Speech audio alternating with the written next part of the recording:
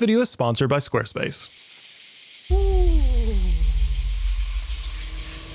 My daddy was an evil man, and he passed that evil down to us. You do shoot stuff on IMAX and you fall in love. There's nothing like it. I've done a lot of films based on real life events, comic books. I wanted to do something that was different. If you faint-hearted, you better leave. You try and cross me, then you dead to me. Cause I'm in the business of making enemies. And there's a good chance that you may never leave. This film was an opportunity for me to write a love letter to cinema.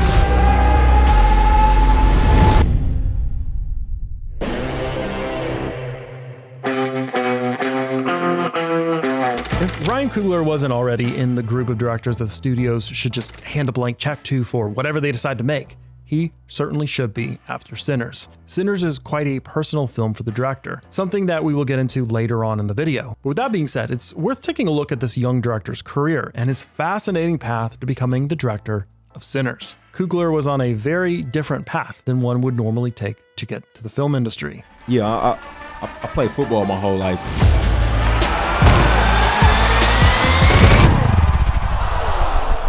Since I was like 6 or 7 years old or something like that. And it's like that in my neighborhood. And I've been playing my whole life. And coming up, I was kind of like this, I was kind of like this creature of two worlds. I figured if football didn't work, I could go to medical school.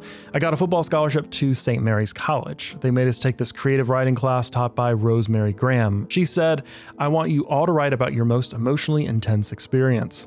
I want to check out your writing." She also said something about football being a barbaric sport, and we got into a little argument. Turns out this teacher would be so impressed with his writing ability that she would suggest a change in majors for him, saying, "This is really visual. That's rare to be able to do that. You should think about becoming a writer instead of a doctor," she said. "Maybe you could even go to Hollywood and write screenplays." So I was completely weirded out at that moment. And I'm like, this lady. What did you think when she told you? I thought she was crazy. I didn't even know what a screenplay was, you know what I mean? And all of that finally came together for him when he decided to apply for a master's program at USC's Cinematic Arts program, starting his career in filmmaking. The biggest thing that I walked away with from film school was just a lot of my colleagues. Like I met the composer that's done all of my films at film school. A lot of my producing collaborators I met there. So that was really, the community was the most valuable thing.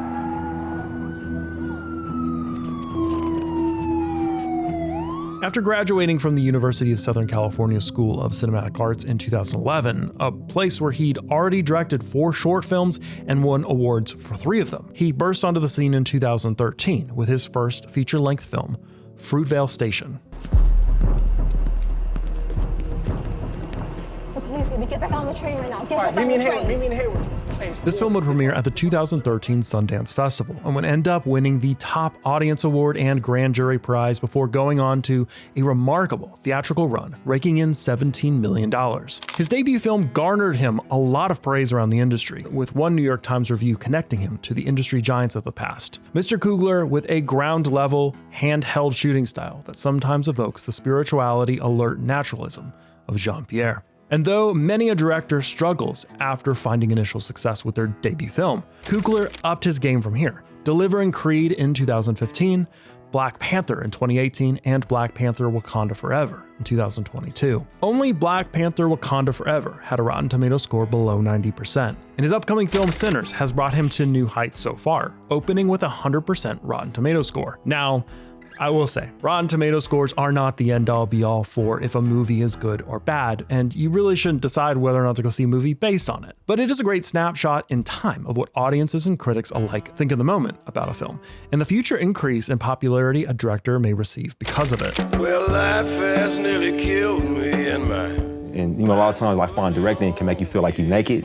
You know what I mean? Like directing on a 10-person crew is like being naked in front of 10 people. But if you with 200 people, you know what I mean? It's a different. Coogler finally had the credentials to start working on his own movies and have studios come to him to sign on.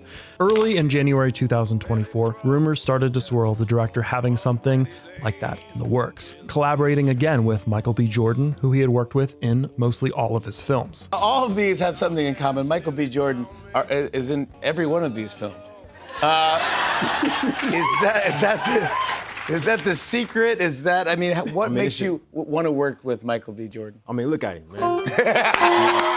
after having gotten sucked into the Marvel Cinematic Universe, but miraculously not losing his voice as a director in that world of heavy studio decision-making and a meat grinder for young directors who get used and then spit out. Many thought that this next film would be something Marvel-related, with some speculating that he could be making a film about the Namor Kingdom from Wakanda Forever. But in a world where it seems like everyone is just going on to work with some sort of existing IP, it was a refreshing reveal that he would be working on a genre film of his own design. With the script ready to go, it would seem, Coogler would now embark on the most annoying part for any creative, finding funding. But studio interest was there, and it culminated in an intense 3-week bidding war before being whittled down to 2 studios, Universal and Warner Brothers, trying to get the deal done. But there was a wrinkle to any deal that would be made here. Coogler wanted almost complete ownership of the film, requesting first dollar gross, final cut rights, and ownership of the film after a certain number of years after its release. Warner Brothers would end up being the victor in the end, but not without some internal struggle, apparently. Puck News has some insider reporting that CEO David Zaslav overruled Steve Spira, the president of business affairs at Warner Brothers, who was against giving Coogler this deal. But perhaps after losing one generational director and Christopher Nolan over releasing films straight to digital. So what you have right now in our business is a lot of grappling and the use of the pandemic as an excuse for sort of grappling for short-term advantage. And it's really unfortunate. It's not the way to do business, and it's not the best thing for the health of our industry. Zaslav saw this as an opportunity to bag a different generational director. We needed to bring creative people back to the company, and so in some cases, we may have overspent, Zaslav acknowledged. I don't think we did, because we wanted to bring the best and the brightest back to Warner Bros. Of course, a lot of this is speculation and rumor, but what wasn't speculation was the reason behind Coogler's request for ownership. For him, it was personal. He would tell Business Insider in an interview that the whole idea of owning it was less about having control over it and more about symbolism, about owning a film that was about Black ownership in 1930s Mississippi. That was the only motivation, Coogler said, and this type of deal was only for this specific project. Our sponsor Squarespace is also introducing us to a new way of designing a website with its new design intelligence. And it's a lot easier than learning how to play jazz. The cutting-edge AI technology helps you to create a website that fits your preferred style and brand, but without you having to do all the heavy lifting. With dynamic dashboards, website copy, product descriptions, and a whole lot more, this helps you to easily build a professional, great-looking website to drive clients or customers to. And with Squarespace Payments, you can manage all of your payments in one place with methods like Klarna, ACH Direct Debit, Apple Pay, and more. You can even collect invoice payments from your clients through Squarespace as well, keeping everything in one location. So be sure to try out the awesome new design intelligence system now at squarespace.com. And when you're ready to launch, head to squarespace.com/FrameVoyager to save 10% off your first purchase of a website or domain using the code FrameVoyager. And just as the request for complete ownership of the film came from a personal place, so did the story. I was really digging into 2 relationships, one with my maternal grandfather, who I never met and died about a year before I was born. He was from Merrill, Mississippi, and my uncle James, who I came up with my whole life. He passed away while I was in post-production on Creed, and he was from another town in Mississippi. I would say the biggest influence is probably going to be The Thing by John Carpenter. A couple Robert Rodriguez films too, From Dusk Till Dawn, and The Faculty. And the biggest thing is the love letter to my uncle, who passed away in 2015 from Mississippi, moved to Oakland, and he was the oldest male member of my family. And he just had a real passion for the blues, you know. With this film, the director felt he had a chance to almost dig into his ancestral history a bit. That act of listening to that music and feeling he was there with me is kind of what inspired the period setting and the blues. Pick poor, I've been clean. Pick poor, I've been clean. And that is why the movie is so personal. This film is about the music that was so special to my uncle, and I couldn't be happier with it. And while this story feels like it's set up to just be about vampires, the director promised that it would be surprisingly genre fluid. Yes, vampires are an element, but that's not the only supernatural element. I think it's going to surprise folks in a good way. And that's where we will leave any developments on the actual story, as we don't want to spoil it for any of our viewers. So with that, let's get into the production of Sinners.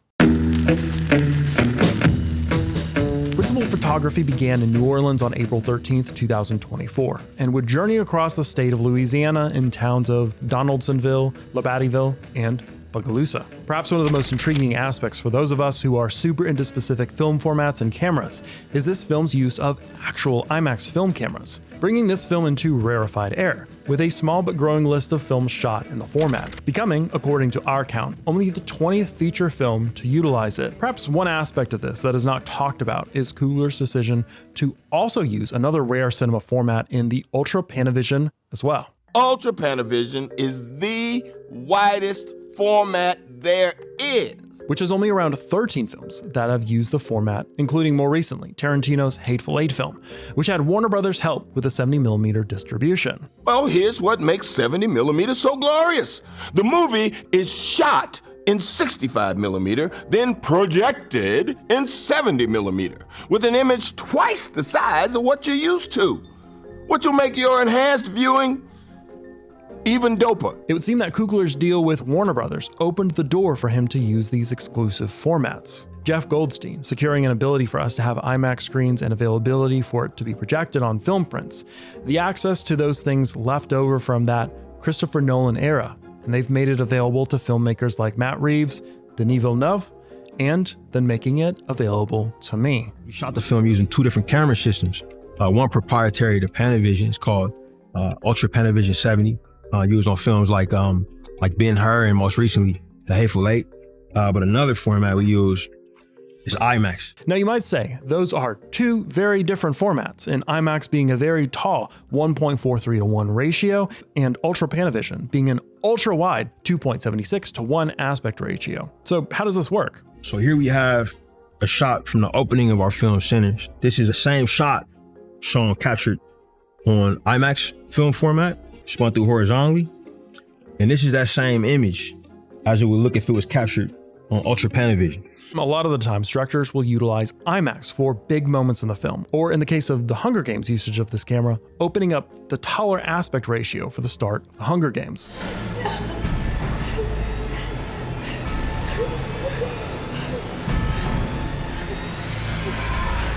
For Coogler, though, he had a very specific emotional and narrative reason for both of the formats. When we realized we were going to do large format, first thing we did was test it. And we went out to I want to say it's Lancaster, but to where we could get the flattest horizon, because that's a defining feature of the Mississippi Delta. This idea was to really capture the isolation you feel in these locations, with the landscape wide enough you can see the curve of the earth in the distance. We went out there and we talked about the storytelling narrative of isolation, because that was what I felt when I went to Clarksdale and the areas around it. You would be on these roads, man, for forever. And as soon as we laid out those Ultra Panavision lenses, bro, and put one body out there, you know what I mean, on that horizon, like, oh yeah, it's gotta be this. You know, like it's gotta be, like, this has to be our workhorse. From that, they would utilize IMAX for the huge moments of the film. It was an incredible experience, using Ultra Panavision and full frame. It helped us immerse ourselves in a specific period of American history, especially for Black communities.